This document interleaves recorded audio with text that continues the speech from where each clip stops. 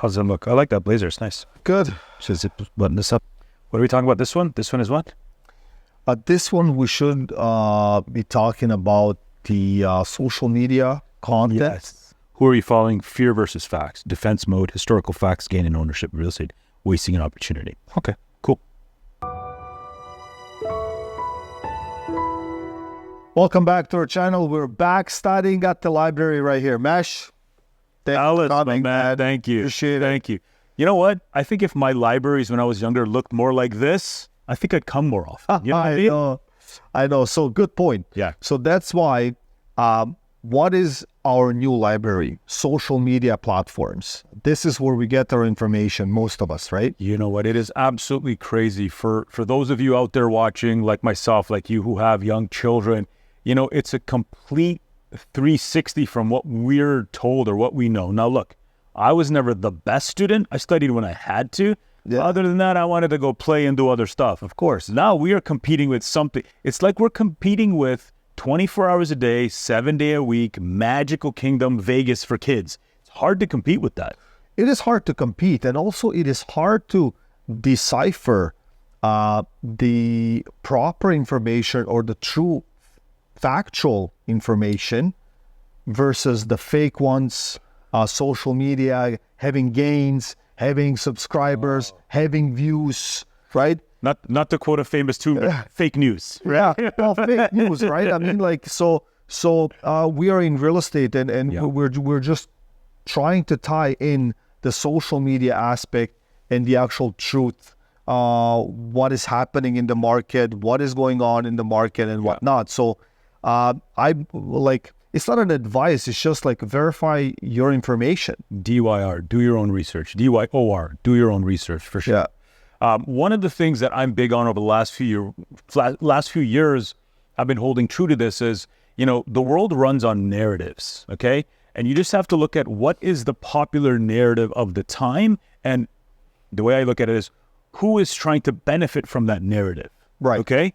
So I think if we can take that logic into whatever we're looking at or whatever we're trying to do, then guess what? It makes a lot of sense, you know? 100%. So just tapping into all of that stuff because something huge in decision making is obviously feeling good. Yeah. And fear. Of course. It's on the counterpart, right? Of course. If you're fearful, guess what?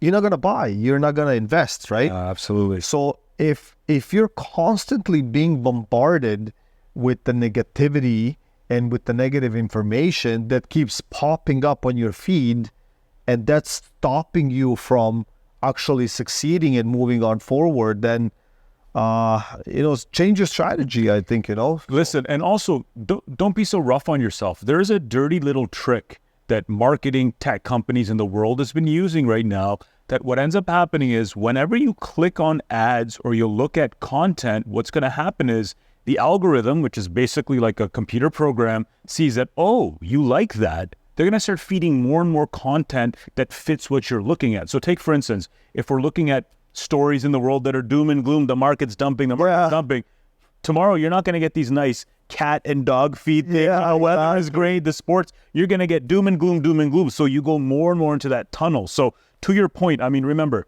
it's okay to take a breath. It's not as bad as everybody's making it out, but do your own research and look at other sources. Talk to other people. That's what I would say. No, 100%. Do the research. Now, having said that, we are both AI certified realtors. I went to courses and whatnot. And it's funny that even our mentor and the coach where we were certified, even he said, like, look, garbage in, garbage out. Yeah. Right? Yep. So it depends what you feed the system Absolutely. with. That's what you will get at the end of the day. Absolutely.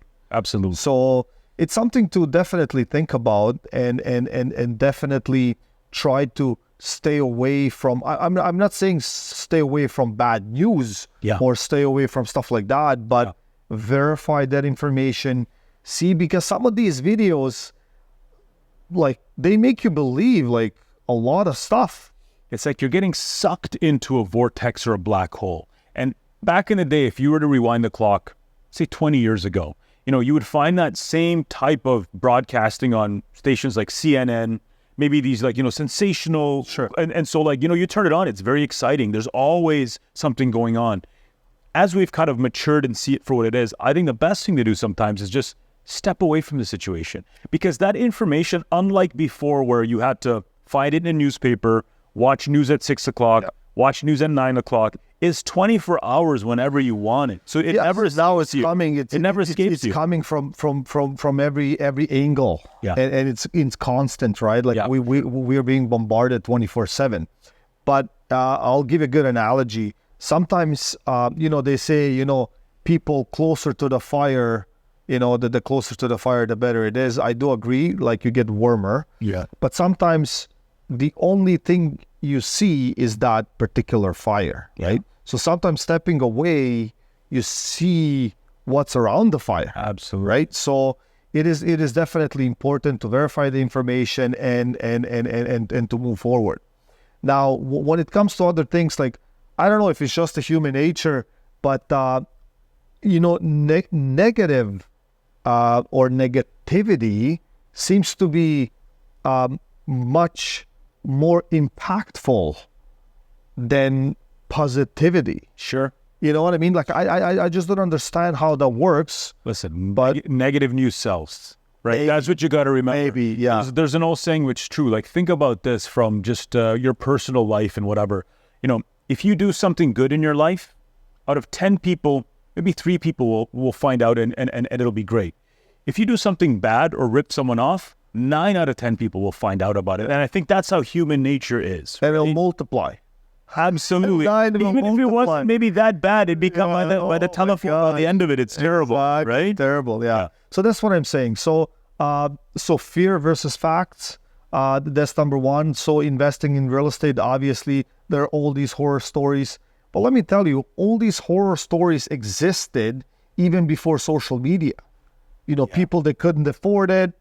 They had to sell it. Yeah. Like, it keeps happening in every market, up market, down market, unrealistic buyers, unrealistic sellers, unrealistic everything. It's just now like everyone can pick up a little camera, they can record it, they can post it. So I think those news, whether they're legitimate or not, true or fake, they get to these screens, right? Like, they get to our eyeballs. You brought a great topic up because, we're in the real estate space, so we can talk comfortably about that, and I'm sure there's parallels in so many other areas as well. But in real estate, you just talked about it. Like, everybody now has a cell phone, so now they have their own studio. Everybody has the ability to get information.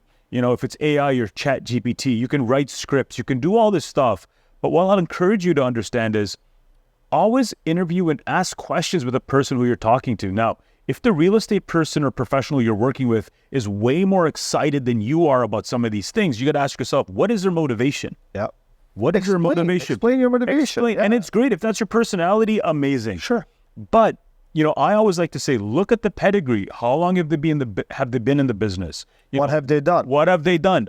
If you're looking to buy an investment property, are they an investor themselves? Have they gone through the ups and downs? And so they can speak from that lens. If there's someone new in the business, amazing. We were both new at one point. Am I really going to listen to someone who's been in the business for a year or 2 years on how to buy, complex land and commercial properties? If they're from that world, absolutely. Sure. But more times than not, they're learning as well. So I don't want to be, I don't want to be the guinea pig or the test subject for them to figure that out when it's a big It's a lot of money. Yeah. Absolutely. Yeah. So, no, absolutely. So, what I want to tell you, we're right here in this library of Fairmont, New York. Yeah. This is not a green screen wallpaper. Yeah. We're definitely proud of this being here. We definitely get to these beautiful locations. Yeah. Just so you can have an eye candy while you're listening to us, and just look, just calm down, verify all the information, and listen, stay blessed, stay positive. There are definitely more and more positive years and things to come down the road. And listen, It's not so bad. If you have any questions, you just call Mesh and Ellis. That's it. We'll solve those problems for you, or at least we'll give you an opportunity to look at it from a different lens. That's it. That's it. Yeah. So if you like videos like this, please like and subscribe to our channel so we can provide you with more videos like this. Thanks for watching. Thanks so much.